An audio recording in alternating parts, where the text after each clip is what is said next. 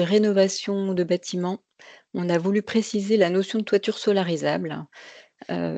Quelles prescriptions techniques respecter pour qu'une toiture soit solarisable pour mieux définir ce concept? Et c'est une mission qu'on a confiée au bureau d'études planaires, à Nicolas Peffer et Daniel Munier qui sont avec nous ce matin. Et on s'est dit que ce travail, pouvait intéresser et bénéficier beaucoup plus largement à tous les maîtres d'ouvrage et prescripteurs. Et c'est pour ça qu'on vient de mettre à jour ce travail pour une diffusion plus large. Et donc on tenait, voilà, à vous le présenter ce matin. Donc pour info, ce webinaire est enregistré et il sera mis à disposition avec l'outil en replay. Voilà. Donc n'hésitez pas à poser vos questions dans l'onglet Q&R. Et je vais laisser la parole à Bertrand, au coordonnier de l'ADEME. Oui, bonjour à toutes et à tous, ravi d'être avec vous ce matin. Je ne vais pas prendre beaucoup de temps parce qu'on n'a qu'une heure, donc on va démarrer dans le vif du sujet. Moi, je vais juste compléter la suite de Céline que le photovoltaïque se développe beaucoup. Les aides financières, par contre, diminuent également, puisque les aides se limitent en effet au soutien de l'État par les tarifs d'achat. Pour autant, côté ADEME Région, on souhaite continuer à accompagner ce développement, et notamment en outillant les territoires, les acteurs de la région. Donc ce webinaire fait partie voilà, de cet objectif-là, avec un webinaire qui sera relativement technique, hein, vous allez le constater. Mais c'est bien notre but, hein, d'outiller de manière aussi technique, organisationnelle ou autre. Je rappelle qu'on avait organisé début septembre un webinaire également pour vous montrer un vadémécum, un peu pour solariser les toitures d'une collectivité.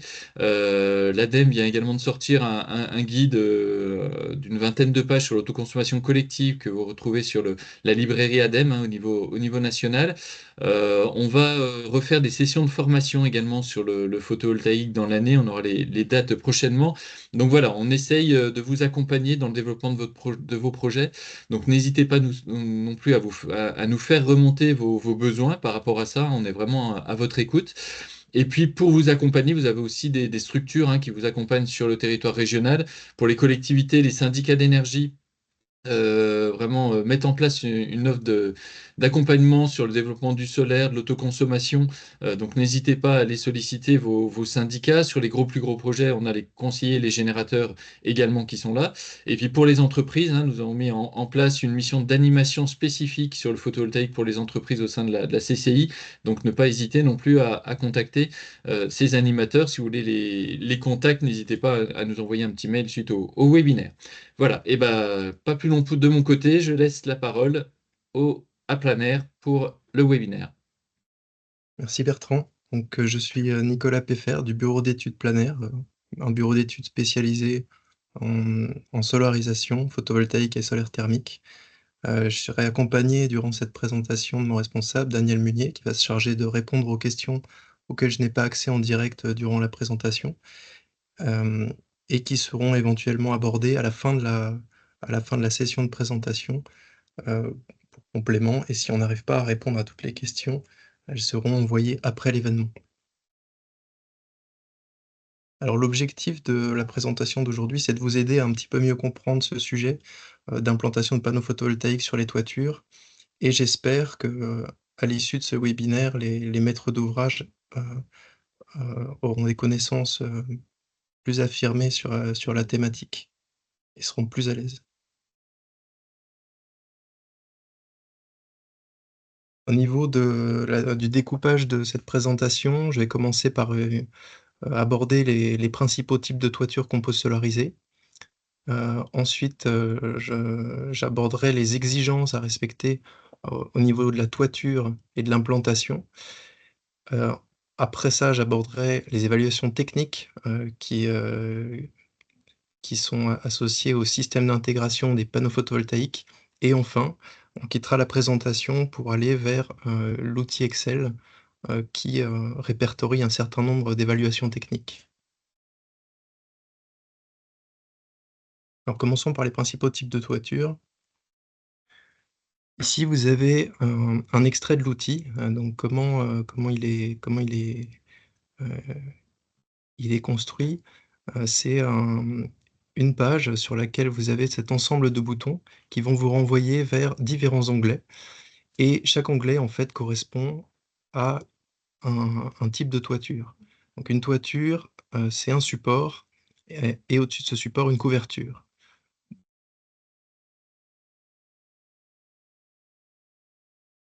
Premier type de couverture, c'est les toitures tuiles. Alors tout le monde connaît, mais il y a des spécifications, heu, liées aux formes des tuiles.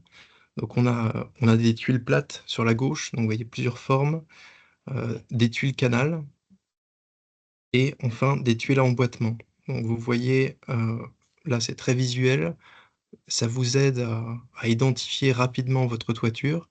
Mais ce qu'il faut savoir, c'est que derrière ces appellations, il y a des documents normatifs, on va y venir juste après. Mais cet ensemble d'images, ça va vous faire gagner du temps pour comprendre votre toiture. Autre type de toiture, dans les couvertures en petits éléments, à part les tuiles en terre cuite, on a les tuiles en ardoise. On a également les bardeaux bituminés qui sont appelés aussi shingles et les tuiles en béton plate. Tous ces visuels que vous voyez, c'est des toitures sur lesquelles on est capable d'implanter des panneaux photovoltaïques, car il existe des systèmes d'intégration associés.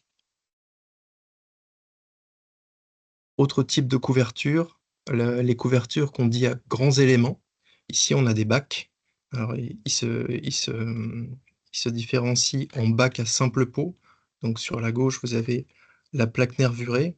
On a des plaques nervurées qui sont en acier, par exemple, et qui ont des nervures de forme bien particulière. On appelle ça des tôles d'acier nervuré, abrévié en TAN. Vous voyez, c'est une forme avec une hauteur d'onde, une séparation entre les ondes qui est bien spécifique. Juste à droite, on a les plaques ondulées ou tôles ondulées. Vous voyez, là, on n'a plus les nervures, c'est vraiment des ondulations. Et sur la droite, on a les bacs sandwich. C'est une plaque nervurée en dessous de laquelle il y a un isolant avec des propriétés bien particulières et en dessous de l'isolant, il y a de nouveau une plaque nervurée. C'est pour ça qu'on appelle ça un sandwich.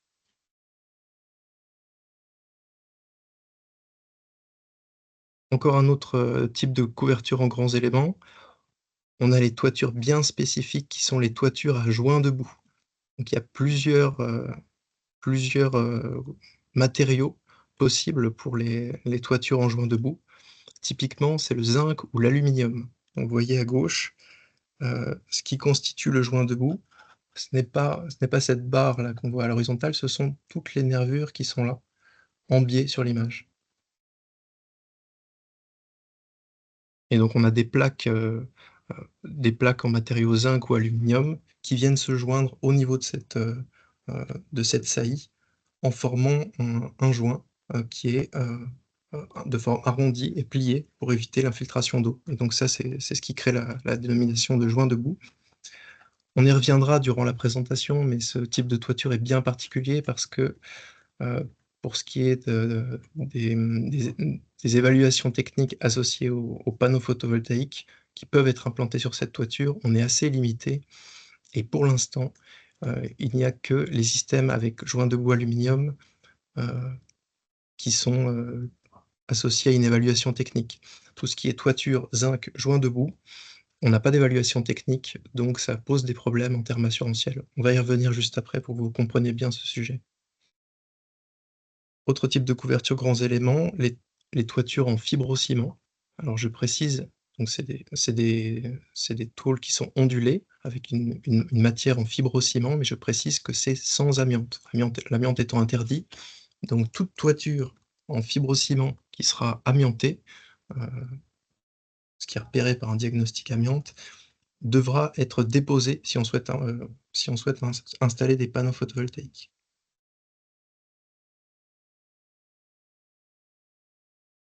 Ensuite, on a les couvertures, autoprotégées. Ouais, on a qui sont appelées les toitures étanchées. Donc sur ce type de toiture, vous le voyez sur le schéma qui est à droite, on a en support un matériau type, là sur le schéma, c'est un bac acier porteur Au-dessus de ce bac acier porteur identifié par le numéro 2, on a, éventuellement un pare-vapeur, ce qui est souvent qui est nécessaire pour les tôles d'acier nervuré. Au-dessus de ce pare-vapeur, on a un isolant avec des propriétés bien spécifiques et au-dessus de l'isolant, on a une étanchéité en bitume, qu'on voit bien apparaître là sur les images qui sont en bas. J'attire votre attention sur le fait que sur ce type de toiture, hem, il est éventuellement nécessaire de faire un diagnostic d'étanchéité, de connaître l'âge de la toiture. C'est des éléments qui sont importants, pour pouvoir, espérer mettre des panneaux photovoltaïques parce que, sur une étanchéité qui est un peu ancienne, on a des risques de rupture d'étanchéité, de percement et donc des risques d'infiltration. Donc il faut être bien attentif à ce point-là.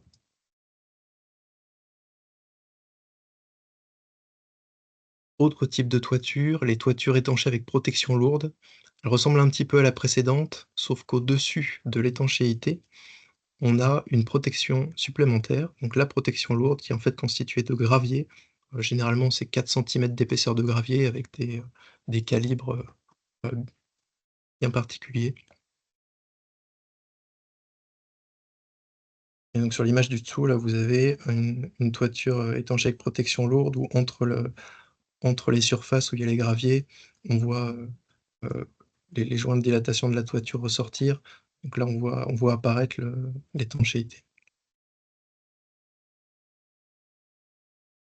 Et dernier type de toiture qui est abordé dans ce webinaire, c'est les toitures synthétiques. Donc là, on a plusieurs types de matériaux, FPO, PVC, TPO, qui sont en fait des acronymes de molécules, chimiques qui composent ces couvertures.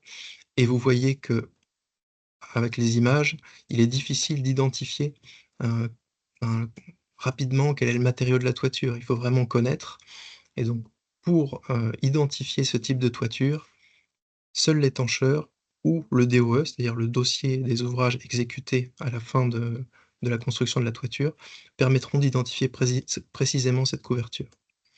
Alors là, vous avez un exemple typique avec, 3 couleurs qui sont semblables, mais il y a des coloris différents qui existent heu, pour les toitures FPO, on a du gris, du vert, du brun et cetera suivant le colorant qu'ils mettent.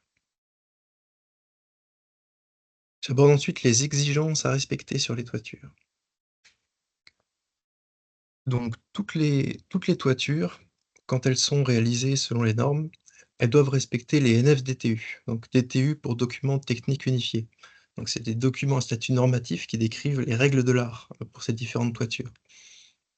Chaque type de toiture que je vous ai présenté juste avant, elles sont associées à un DTU. Et donc dans ces DTU, il y a spécification de calcul, de construction, de mise en œuvre et elles appartiennent au domaine traditionnel. Donc ça, c'est un terme qui est utilisé, notamment avec les assureurs. Les éléments de couverture des toitures, elles doivent être conformes aux prescriptions de documents qui sont appelés les DTA, pour documents techniques d'application, ou ATEC, les avis techniques. Donc 2 types de documents et ces documents, ils appartiennent enfin cette façon hem, de qualifier, les éléments de couverture, ça appartient au domaine non traditionnel. Les isolants, heu, que qui sont supports, éventuellement de l'étanchéité, autrefois, ils appartenaient au domaine d'application des avis techniques, donc ils étaient dans le domaine non traditionnel. Aujourd'hui, ils appartiennent au domaine traditionnel. Et ils sont consacrés par des règles professionnelles qui sont établies par la CSFE, c'est la Chambre syndicale française de l'étanchéité. Ils font l'objet d'un certificat ACERMI. ACERMI, c'est pour Association pour la certification des matériaux isolants. Donc pourquoi je vous parle de tous ces documents, en plus de leur importance, c'est qu'ils sont cités comme référence dans les évaluations techniques dont je vais vous parler. Donc ça vaut le coup éventuellement, par curiosité, d'aller jeter un œil dans ces documents, parce qu'il y a beaucoup, beaucoup d'informations qui seront utiles, heu, pour aller plus dans le détail de votre toiture et comprendre les évaluations techniques.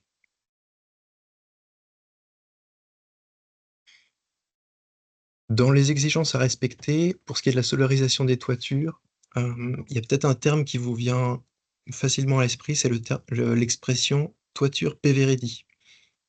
Alors je tenais à faire un focus sur cette expression, parce que cette expression, elle n'est pas normative. Elle est employée commercialement par les acteurs de la filière pour indiquer que la toiture est prête à accueillir des panneaux photovoltaïques. En en gros, ça implique que la toiture, elle est conçue pour supporter le poids des panneaux solaires et ce point-là, pour le vérifier, si vous n'avez pas encore, les documents qui le certifient, il faut réaliser une étude structure.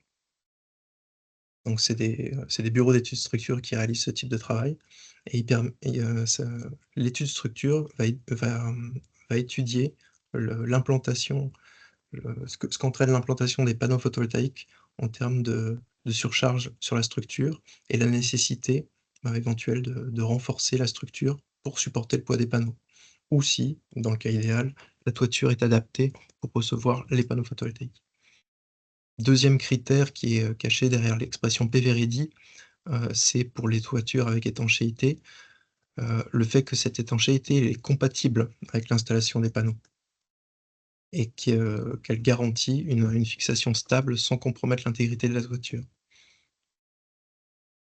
Bien souvent, pour les toitures qui ne sont pas neuves, dont l'étanchéité n'est pas neuve, il faudra réaliser un diagnostic, d'étanchéité. Donc c'est un étancheur qui intervient sur votre toiture pour vérifier, que l'étanchéité est saine, qu'il y a pas de percement, hem et qu'elle pourra, supporter encore quelques années, heu, les, le les intempéries et les exigences,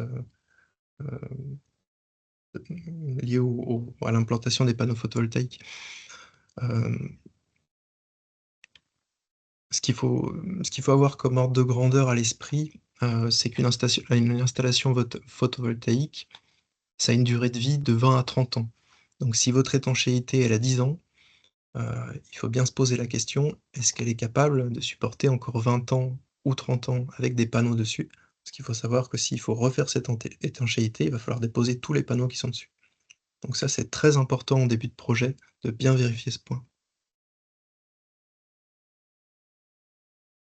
Parmi, quelques exigences à respecter, donc on a, sur les toitures terrasses, des exigences sur l'implantation, des panneaux photovoltaïques.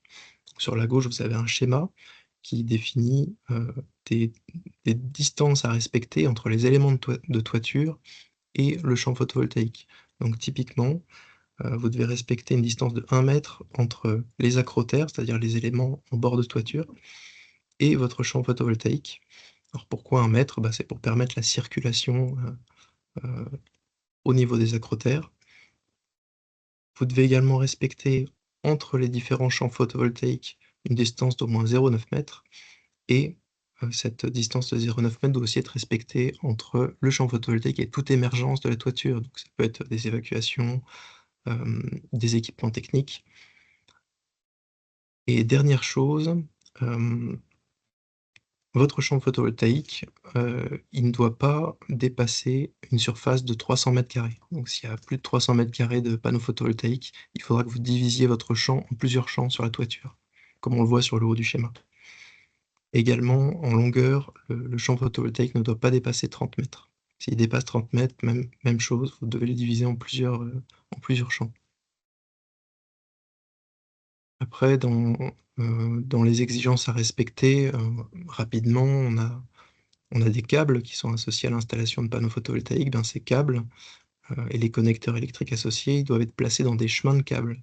Ils ne doivent pas se trouver en contact direct avec leurs vêtements d'étanchéité et les zones d'écoulement d'eau. Donc ça, c'est pour que le câble ne traîne pas éventuellement dans des flaques d'eau qui seraient en toiture. Le Ces connecteurs, ces câbles, ils sont capables de supporter, les intempéries, mais ils ne sont pas, ils ne sont pas certifiés pour rester, immergés, dans l'eau pendant, plusieurs années. Là, je vous ai parlé donc des exigences à respecter pour l'implantation de toitures terrasses. Pour ce qui est des toitures inclinées, vous avez des précisions qui dépendent, du système d'intégration qui va être, implanté sur la toiture. Donc ces exigences, elles sont précisées dans les documents associés au système d'intégration, qui sont les évaluations techniques. On va y venir. Une autre exigence à respecter pour les toitures terrasses, c'est, les toitures terrasses qui ont, une étanchéité. En dessous de l'étanchéité, je vous ai montré tout à l'heure, vous avez un isolant. Cet isolant, il doit, avoir une certaine, ce qu'on dit une classe de compressibilité. Donc c'est une capacité à résister à la déformation si on met un poids dessus. Donc ça, vous voyez, c'est évident, face à si vous mettez des panneaux et que l'isolant se déforme trop, ben, si la toiture n'a pas été conçue, pour supporter, ce type d'ajout de poids sur l'étanchéité, donc l'isolant en dessous, la déformation peut entraîner des dégradations de l'étanchéité. Donc si vous voulez pouvoir installer des panneaux photovoltaïques, avec certitude, un isolant de classe C est nécessaire. Donc il y a, ces classements, ils vont de A à D, A étant le moins résistant, D le plus résistant. Au moins classe C, vous pouvez mettre des panneaux. Certains types d'isolants, en polystyrène notamment, permettent de descendre à classe B, mais, dans certaines, avec certains types d'isolants en polystyrène. Il y a des conditions d'essai qui sont réalisées sur ces isolants pour cette classification, et ces conditions d'essai, définissent notamment des températures d'essai, et vous voyez, dans le tableau, 3e colonne, vous avez ces températures indiquées.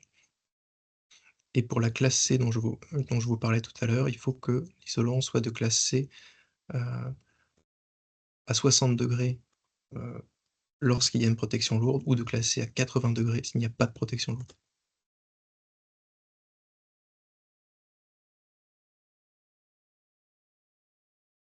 Une autre exigence, c'est, pour faire pénétrer les câbles, dans le bâtiment, hem, vous ne devez pas, le faire n'importe comment.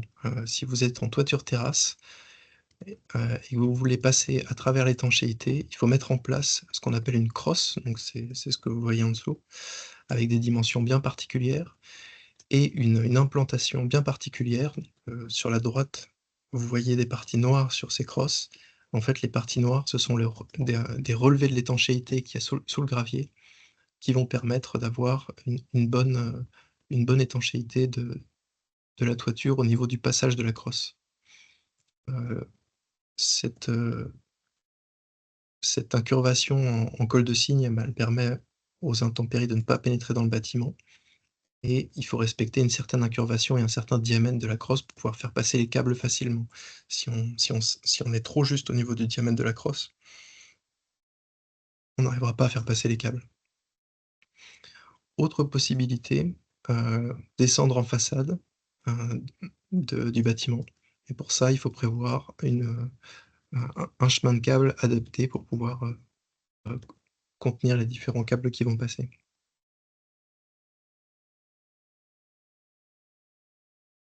Ensuite, je vais aborder donc les évaluations techniques. Donc j'ai beaucoup cité ce terme, juste avant. Heu, je vais vous aider à comprendre ce que ça cache. Donc les évaluations techniques, elles sont associées au système d'intégration photovoltaïque. C'est des documents, qui sont établis, par des organismes bien spécifiques pour aider, les, les acteurs de la filière, et précisément les assureurs, heu, à avoir confiance dans le système d'intégration. Pour les assureurs, ces évaluations techniques vont leur permettre de délivrer une garantie décennale, heu, hem, à l'installation photovoltaïque. Donc ces évaluations techniques, il y en a 3 qui existent pour les panneaux photovoltaïques. La première, la plus exigeante et la plus facilement, comment pas plus facilement, mais la comme étant la plus exigeante, c'est celle qui est acceptée facilement par les assureurs, par défaut même, c'est les avis techniques. Les avis techniques, ils sont demandés par les fabricants des systèmes d'intégration et ils sont délivrés par, hem, un groupe d'experts qui appartient à la CCFAT, donc la commission chargée de formuler les avis techniques, et le CSTB. C'est des documents, qui sont, à durée de 2 à 7 ans. Pour les consulter, vous avez un lien dans la présentation ici, là en bleu, site du CSTB. Vous aurez accès aux présentations à la fin du webinaire et donc ces avis techniques, heu, qui, heu, qui évaluent, le système d'intégration photovoltaïque. Si, les acteurs de, de la C2P, donc la commission prévention, produits, n'ont pas identifié de sinistre dans les années, qui ont suivi l'émission de l'avis technique et qu'il a une bonne, hem, comment dire? Une bonne réputation sur le, dans le domaine, il va être mis sur la liste verte. Cette liste verte, elle répertorie tous les avis techniques, donc qui sont, pas vraiment qui sont, comment dire? Qui sont, sans sinistre et donc le fait qu'un système d'intégration soit sous avis technique et sur liste verte, hem, va permettre à l'assureur d'avoir confiance pour délivrer une garantie décennale et vous avez par défaut, votre garantie décennale. Les avis techniques sont rangés, dans la catégorie des techniques courantes, s'ils sont sur liste verte. Donc ça, c'est un terme à avoir à l'esprit. Après les avis techniques, vous avez les ATEX, qui sont les appréciations techniques d'expérimentation, également demandées par les fabricants, mais plutôt les fabricants qui souhaitent innover, sur leur système d'intégration qui n'existe pas encore. Ils sont délivrés par le CSTB, après consultation d'un comité d'experts. Il y a plusieurs types d'ATEX, les ATEX de KA, qui ont une durée limitée et un nombre de chantiers limité. C'est les, c'est les plus, c'est les plus globaux, on va dire. Les ATEX de KB, qui sont valables pour un seul chantier et les ATEX de KC, qui en fait renouvellent les ATEX de KB, si on veut éventuellement réutiliser le même système pour un autre chantier. Ils ont une durée un peu inférieure aux avis techniques, on est de l'ordre de 2 à 3 ans de période de validité. Ils sont également consultables sur le site du CSTB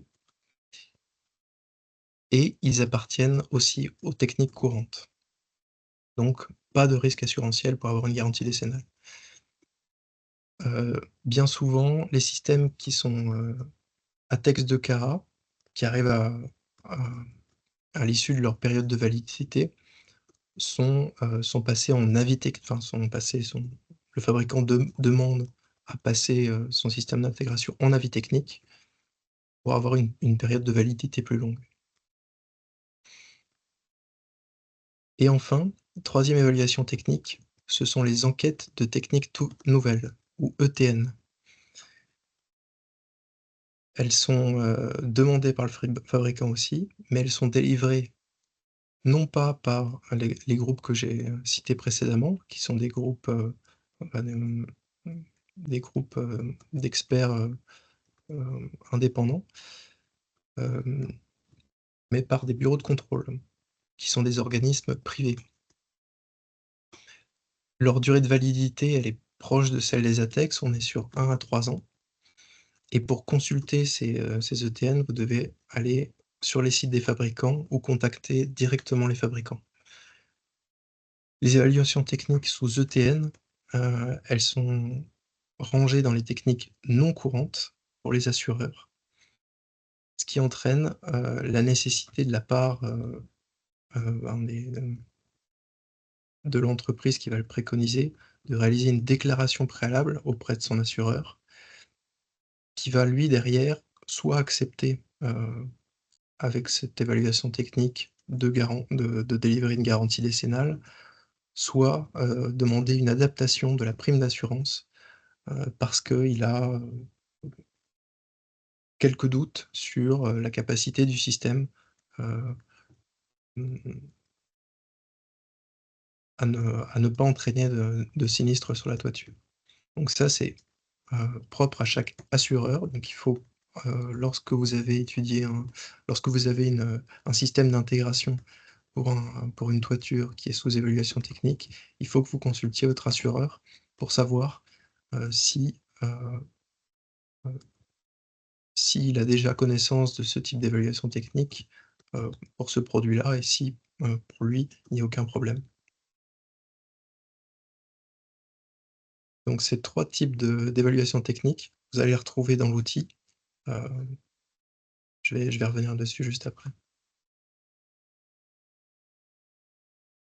Dans ces évaluations techniques, donc qui sont des documents de plusieurs pages, hein, sur chaque système d'intégration, heu, il y a, la définition d'un procédé et ce procédé, ça comprend, hem, pas seulement le système d'intégration qui va supporter les panneaux photovoltaïques, mais également les panneaux photovoltaïques.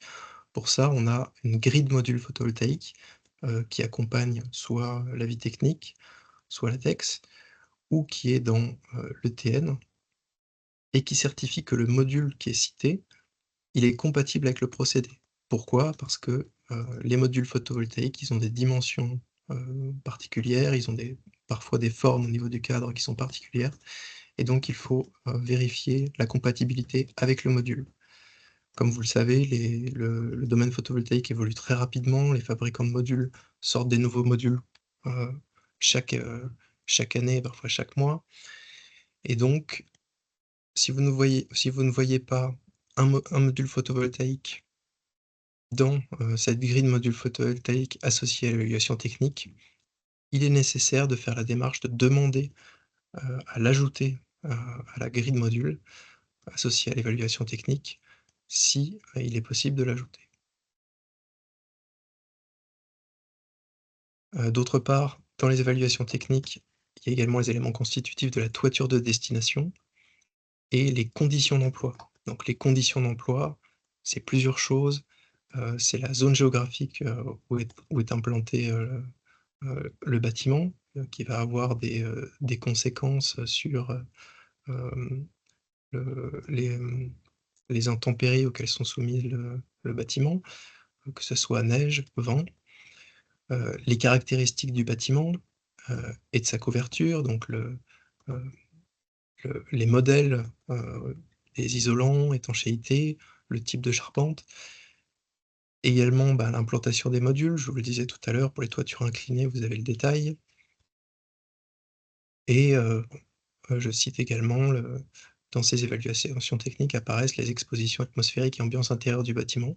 Donc ambiance intérieure du bâtiment, typiquement, c'est le taux d'humidité dans le bâtiment, faible, moyenne, forte. Donc tout ça, c'est des, heu, c'est des éléments qui apparaissent dans les évaluations techniques et qui sont associés, au système d'intégration.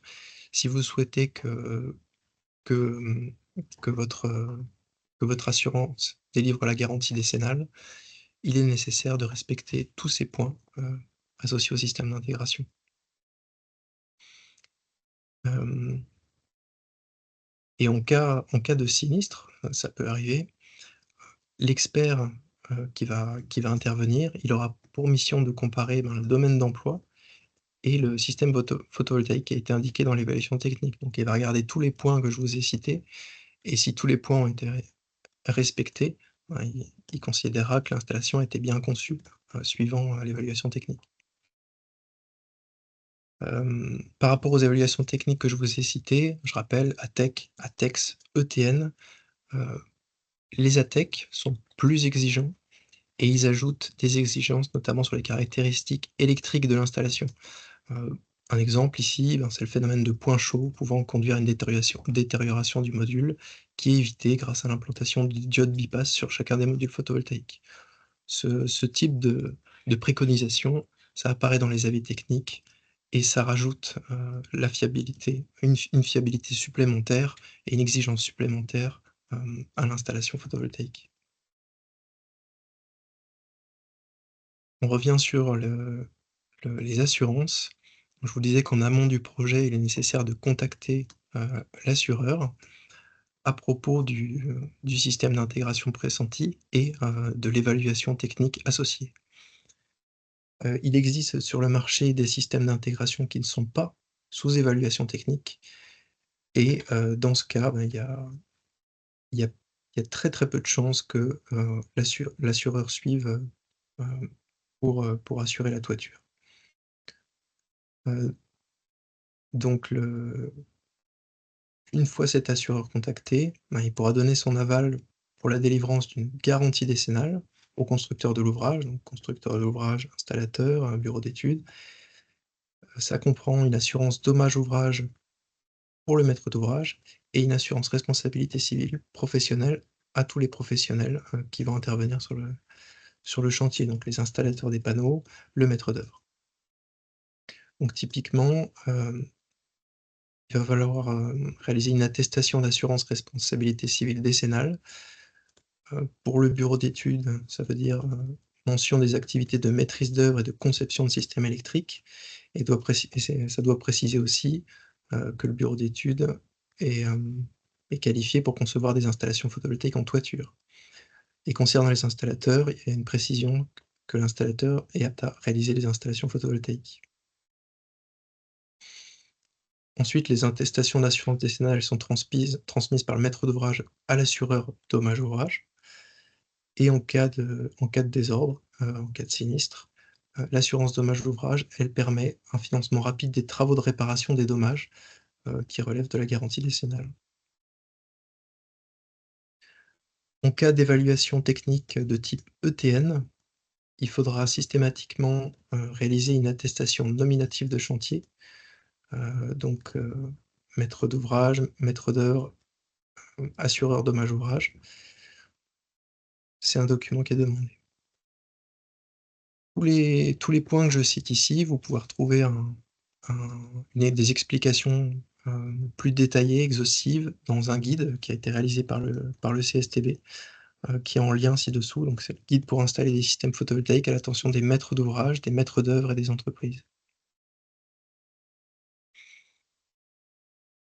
D'autres points qui sont abordés dans les évaluations techniques, certains bâtiments sont qualifiés ERP pour établissement recevant du public. Et dans ces bâtiments, il y a des exigences supplémentaires qui sont respectées. Donc typiquement, caractéristiques de résistance au feu des éléments, qui composent la toiture. Il y a un classement, qui porte le nom de BROUF T3 qui est utilisé pour, certifier de l'aptitude, des éléments de toiture à supporter, la pénétration et la propagation d'un feu au-delà de 30 minutes.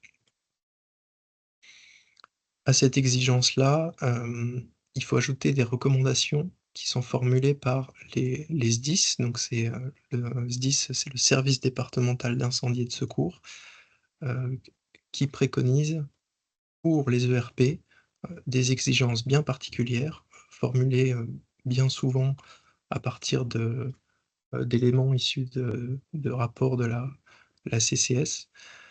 Hem Et ch chaque département a son SDIS qui a des exigences, qui peuvent un peu varier et donc les SDIS doivent être consultés en amont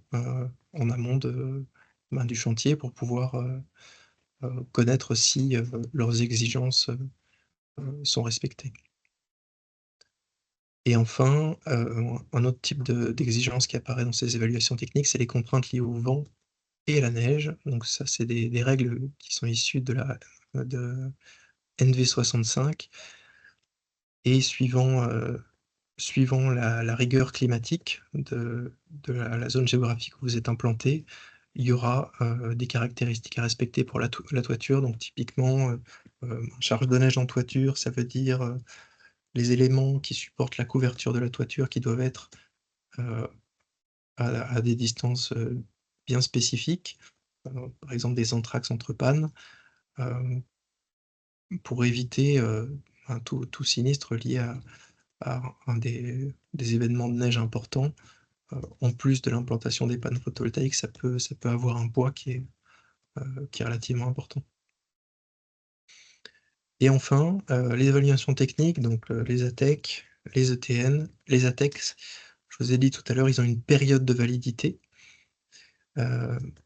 Et des nouvelles évaluations techniques sont produites régulièrement ou mises à jour sur la base d'anciennes. Et donc là, je vais vous présenter un outil. Cet outil, il a une durée de vie limitée à cause de ces 2 points. On en a terminé pour la présentation de l'outil. Pour la présentation, je veux dire PowerPoint, on va passer à la présentation de l'outil. Je vais quitter ce PowerPoint et vous montrer cet outil. Est-ce qu'éventuellement il y a nécessité de faire un intermède sur les questions avant d'aborder l'outil? Alors non, je pense que Mmh. de mon côté, au niveau du chat et à la fois des questions-réponses, j'ai à peu près couvert les différentes questions posées. Je propose qu'on fasse aussi la présentation de l'outil et on verra ce qui reste, et si on revient sur certaines questions. Donc non, tout va bien, je pense. Enfin, Très bien, de mon point de vue. très bien. Je passe à l'outil.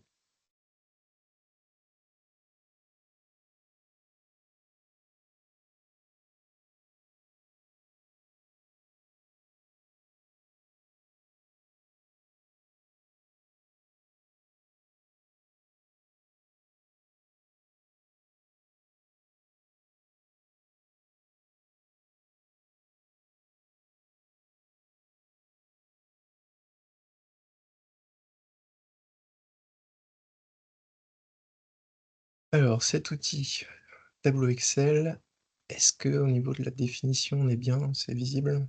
C'est lisible? Heu, oui, on Ça a va.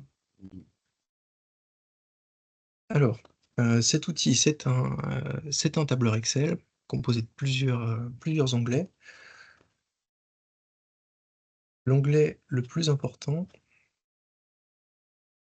il est accessible via le bouton Menu, c'est le 2e onglet, et vous retrouvez, l'image que je vous avais montrée, lors de la description des différents types de toitures.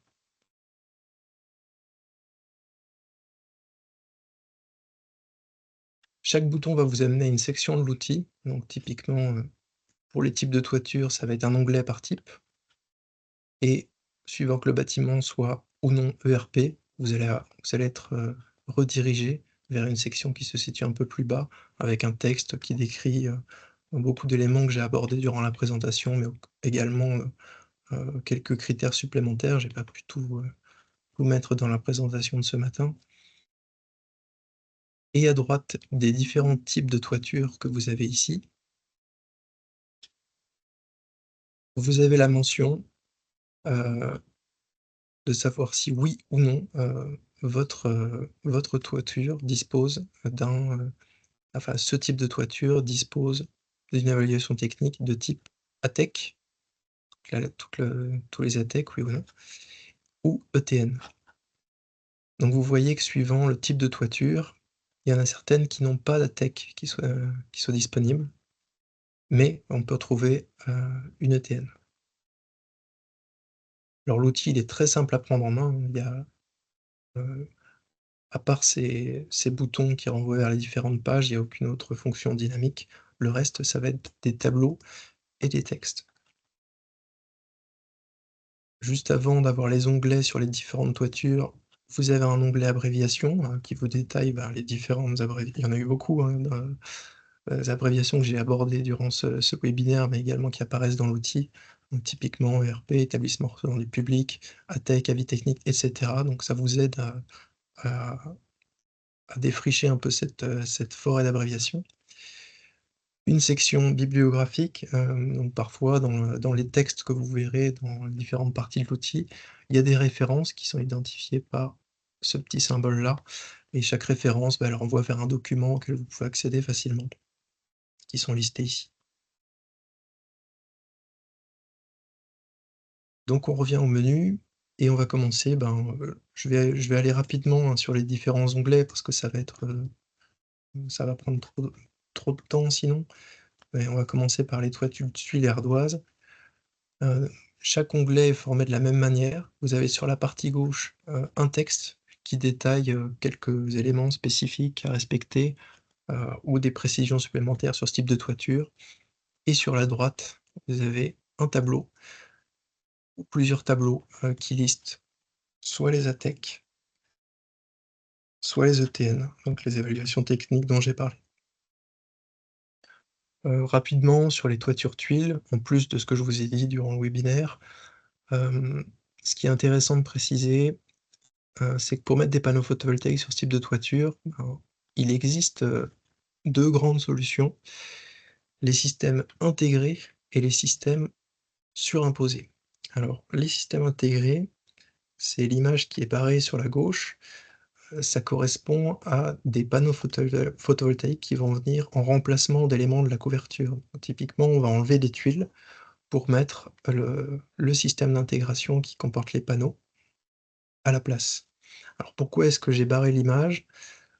C'est parce qu'il y a eu un un pic en termes de sinistralité sur ce type hem, de système d'intégration par le passé, et ce pic de sinistralité, ben, il a été, analysé par l'AQC, Agence, Qualité Construction, auquel appartient, enfin, qui gère, notamment la C2P, la commission, prévention produits qui formule, qui, heu,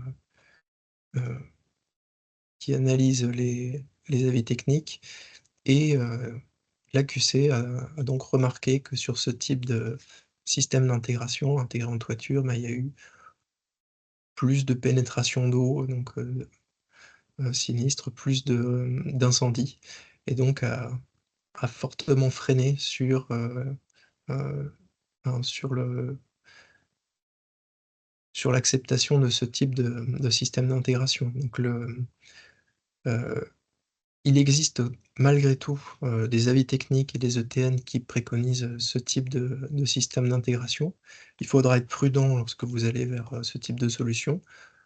Dans cet outil, j'ai pré je présente tous les systèmes d'intégration, qui sont sous avis technique et qui proposent un système intégré, mais je ne liste pas les systèmes d'intégration sous ETN pour les systèmes intégrés à cause de ce type de problème. Donc, si vous voyez un avis technique, pour un système intégré, vous pouvez faire confiance, il n'y a pas eu de sinistre par le passé sur ce type de système d'intégration, mais pour les autres, il faudra rester prudent, et donc c'est pour ça que dans cet outil, je préconise plutôt les systèmes surimposés.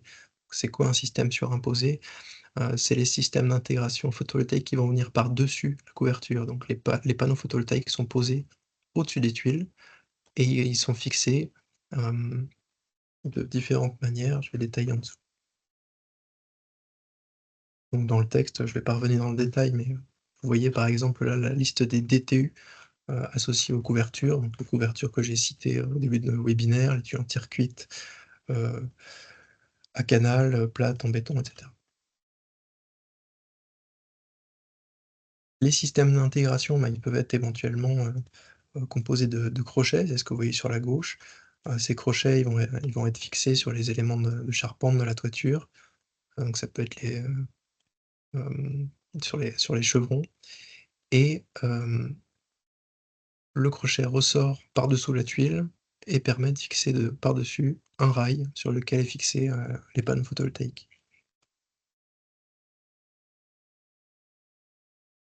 Autre type de système qui existe, c'est des toitures, c'est des systèmes qui vont, en fait, être constitués hem, de barres qui vont pénétrer directement la toiture, et donc on devra enlever les tuiles et prévoir un système d'étanchéité bien particulier. Donc ça, j'aborde rapidement.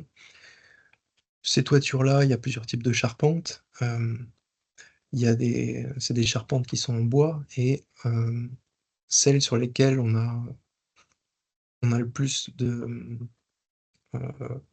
de systèmes qui sont facilement, posés, c'est les charpentes qui sont dites traditionnelles. Donc il y a panne, chevron, heu, avec des dimensions bien particulières. Il y a également les charpentes à fermettes, alors, charpentes industrielles. Ces charpentes-là, elles ont des éléments qui sont un peu plus fins que les charpentes traditionnelles, et à cause de ça, il y a moins de certitude sur la possibilité d'implanter des panneaux photovoltaïques. Donc nécessité supplémentaire de vérifier, à travers une étude structure, qu'on peut poser des panneaux photovoltaïques sur la toiture. Voilà, donc j'ai abordé rapidement quelques points de ces toitures-là. Bon. Et vous trouvez sur la droite un tableau qui présente les avis techniques associés à ce type de toiture. Alors dans l'outil, vous trouverez tous les avis techniques qui sont actuellement sur liste verte. J'ai référencé tous les avis techniques existants sur liste verte. Mais concernant les ETN, l'outil n'est pas exhaustif. Il y a des systèmes que je n'ai pas pu incorporer dans l'outil. Ben, j'ai notamment cité les systèmes intégrés sur toiture tuile. Donc, si vous êtes un fabricant, que vous assistez à ce webinaire et que vous voyez que votre système n'est pas dans l'outil, bon, mea culpa, je n'ai pas pu tous les mettre. Il y en a un certain nombre, et il y en a régulièrement qui sortent. Mais j'en ai mis quand même quelques-uns. Donc, comment ça se présente, ces différents tableaux? Donc là, on a le premier tableau qui est constitué des systèmes d'intégration qui sont sous ATEC, se trouvant sur liste verte. Donc, les systèmes les plus fiables, facilement assurables. Vous avez la date de validité limite qui est indiquée. Et suivant les systèmes, un type de couverture bien spécifique. Donc là, pour ce système d'intégration-là, qui est fabriqué par CETI Carquefou, avec le procédé qui s'appelle System IP Max sur toiture tuile, il faut respecter un certain type de tuile sur la toiture. Pourquoi? Ben parce que le système dépend des tuiles, donc il y a une liste de marques de tuiles avec le modèle qui sont associées à l'avis technique.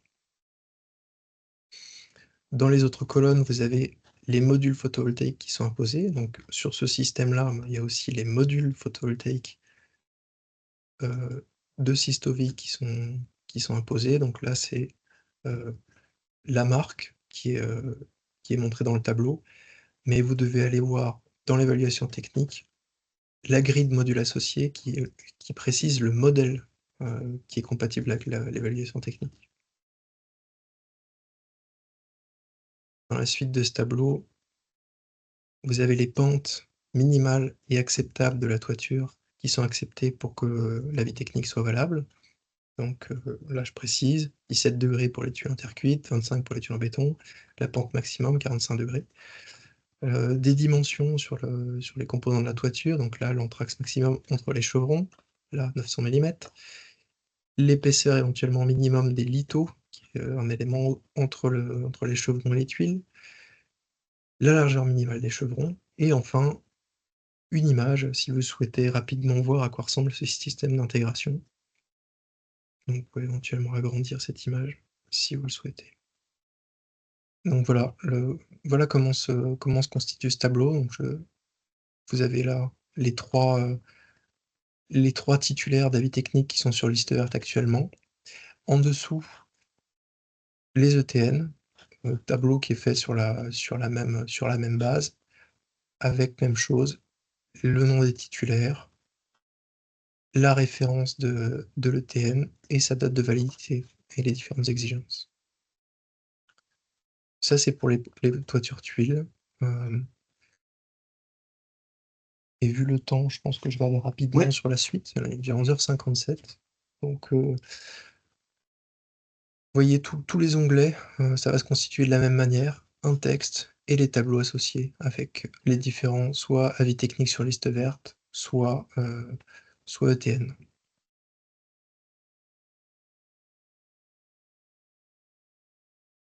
Les bacs sandwich, les toitures en fibrociment, joints debout. Donc j'ai dit que j'y revenais, donc je vais revenir rapidement. Joints debout, donc c'est les toitures, vous vous souvenez, avec un aspect bien particulier, et cet élément qu'on appelle le joint debout. Suivant le matériau de composition de la toiture, on a un avis technique ou pas. On a une évaluation technique ou pas. Dans le cas présent, actuellement, il n'y a qu'un système qui est sous évaluation technique, c'est celui qui est dans ce tableau-là, et ce système n'est valable que pour les toitures joints debout en aluminium, pas les toitures zinc. les bacs acier bitume, béton bitume, donc ça c'est tout ce qui est toiture autoprotégée. Maintenant les toitures avec protection lourde. Et enfin, les toitures synthétiques, donc FPO, PVC, TPO. Et dernier onglet, une petite aparté sur l'intégration de panneaux solaires thermiques. Donc vous avez de nouveau un texte associé et quelques images pour vous montrer comment on peut implanter des panneaux solaires thermiques en toiture. Donc là, ils sont disposés sur plot, qui sont fixés sur le support de la toiture, donc là sur la toiture béton, et avec un relevé d'étanchéité au niveau du plot pour éviter la pénétration d'eau en toiture.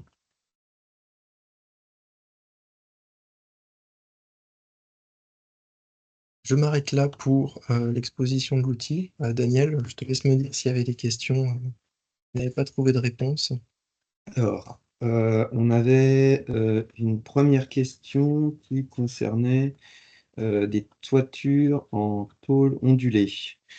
Des toitures en tôle ondulée qui avaient été présentées au début du chat et qui ensuite ne sont pas forcément listées. Donc, il n'y a pas la couverture tôle ondulée dans le menu de l'outil alors que l'on nous l'a présenté au début de la présentation. Cela signifie-t-il qu'il n'y a ni ATEC ni ETN donc dans ce cas de figure? Non, bonne question, j'ai corrigé ce matin, mais pas dans l'outil. Là, en fait, c'est la section plutôt bac acier, de manière générale, donc pas forcément les tôles d'acier nervuré, mais aussi les tôles ondulées. Ok. Très bien. Et on avait aussi une question dans les questions-réponses sur lesquelles malheureusement je n'avais pas la main pour une raison que j'ignore sur une réponse écrite. C'était une question de Monsieur Nico qui Amaury. Y a-t-il des différences majeures pour l'installation de photovoltaïque sur ERP entre un ERP type 5, 4, 3, 2? Idem pour la classe du bâti en exemple type 3 ou type 2. Ouais. Oui, alors la caractéristique, c'est qu'entre les ERP type 1 à 4 et les ERP type 5, il va y avoir une commission qui va contrôler, à l'issue des travaux pour les premières catégories, donc qui sont plus exigeantes, les ERP de type 1 à 4. Donc c'est, pour faire un bref point là-dessus, les ERP, ils sont classés de 1 à 5 en fonction, du type d'établissement recevant du public, et du nombre de personnes, donc qui vont accéder à ce bâtiment. Et en fonction du nombre, du type, il va être classé, dans une catégorie supérieure. Et donc dans les catégories 1 à 4, vous avez toutes les exigences dont j'ai parlé, qui s'appliquent, par défaut, notamment les préconisations du SDIS. Et pour les catégories 5, ce sera parfois un peu plus souple.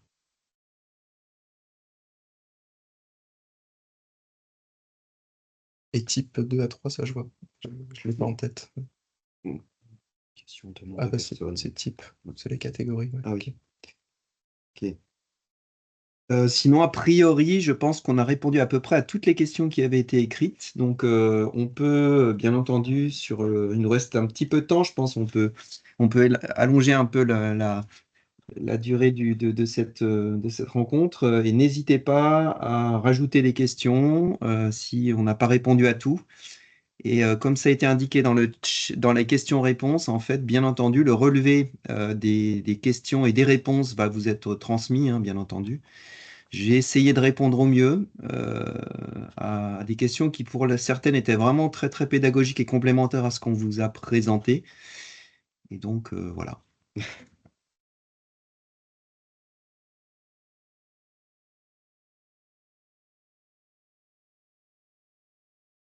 Merci beaucoup. Je vois pas d'autres questions apparaître. Alors, on a comment cet outil sera mis à disposition? Effectivement, c'est une bonne question. Peut-être que Céline. Oui, on va dans un premier temps le transmettre là à tous les participants, donc avec la présentation et puis, donc la foire aux questions, et dans un second temps, on va le mettre en ligne. Il sera à disposition de tous. On n'a pas encore réglé les petits détails techniques, mais sur le site de la région a priori ou de l'ADEME. On vous informera. Mmh. Alors justement, on a Monsieur Laloz ou Madame Laloz qui pose la question, est-ce que l'outil évoluera pour les poses de panneaux en façade? Cet outil, en fait, comme je l'ai un peu indiqué dans les questions-réponses, une bonne base, en fait, qui permet de bien structurer les choses. Comme cela a été présenté par Nicolas, forcément, on est, et je l'ai écrit dans le chat, dans dans un marché, dans un contexte, un environnement technique qui est très mouvant, qui change assez vite en ce moment, heureusement, et c'est très bien. On a de plus en plus de solutions. Et donc cet outil, malheureusement, il est pour l'instant figé, et c'est malheureusement un petit peu le lot des choses. Et on a bon espoir que, à l'avenir, on va pouvoir avoir suffisamment de ressources dans peut-être depuis une autre région, sur une initiative nationale, pour en faire un outil dynamique, c'est-à-dire un outil qui sera sur une base web et qui sera mis à jour de manière régulière par les structuristes eux-mêmes. Donc il existe quelques initiatives isolées faites par des acteurs de distribution, mais qui ont du mal à être indépendantes. Et donc ce que l'on a fait là, on espère que c'est un peu le point de départ de quelque chose qui sera plus dynamique. Même si, encore une fois, vous l'avez vu aujourd'hui, c'est quand même cet outil permet de quand même avoir une bonne base, notamment sur le volet avis technique qui évolue plus doucement que le volet ETN. Mais on catégorise aussi, et je pense que ça, c'est quand même assez précieux.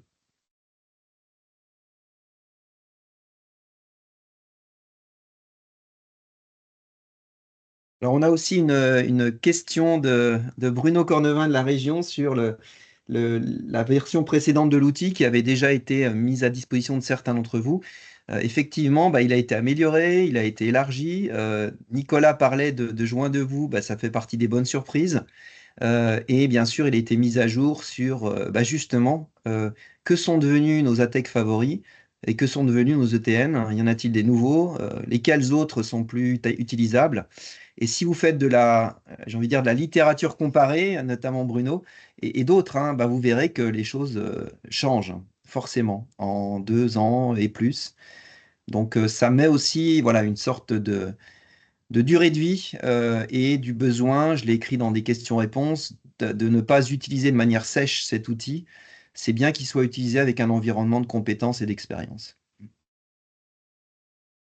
Oui, d'ailleurs, j'ai pas eu le temps de le dire, mais par exemple, pour les types de couverture, quand un élément de couverture n'apparaît pas dans l'évaluation technique ou l'avis technique du système, il est nécessaire de se rapprocher du fabricant du système d'intégration pour savoir si cette couverture pourrait être ajoutée à l'évaluation technique ou si c'est compatible. Donc ça, il y a vraiment un jeu d'acteurs à faire sur cette thématique entre constructeurs, concepteurs et fabricants de systèmes d'intégration.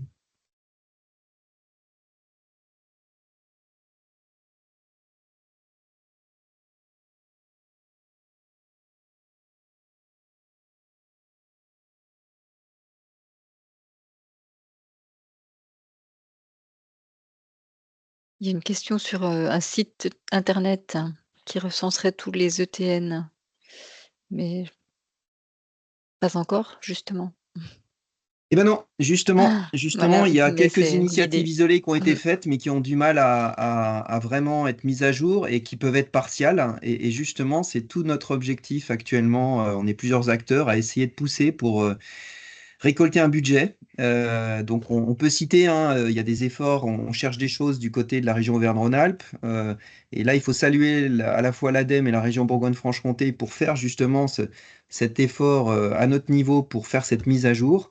Mais effectivement, on aimerait bien avoir qu'une des régions ou qu'une initiative nationale permette de mettre en place, et j'insiste, hein, de manière indépendante, en fait, un vrai site web qui serait entretenu et pour lequel tous les fabricants de structures, parce qu'on sait qu'ils sont intéressés, contribuent. Et on peut aussi dire qu'il y a un volet qui est extrêmement motivé par cette approche, c'est le groupement ou on va dire la corporation des assureurs qui sera prêt sur un site à vocation de mise à jour dynamique, de l'adouber et puis de le prendre comme une référence. Donc voilà, on vous tiendra au courant peut-être du fait de la liste des inscrits, hein. Si les choses évoluent aussi dans ce sens-là, on sera très heureux de vous informer de l'existence ou de la construction de cette base web en fait dynamique, si on peut la développer en 2025. Très bien, merci. Bah, je pense qu'on peut conclure. Enfin conclure. On peut s'arrêter là, je pense, s'il n'y a pas d'autres questions. Merci beaucoup à tous.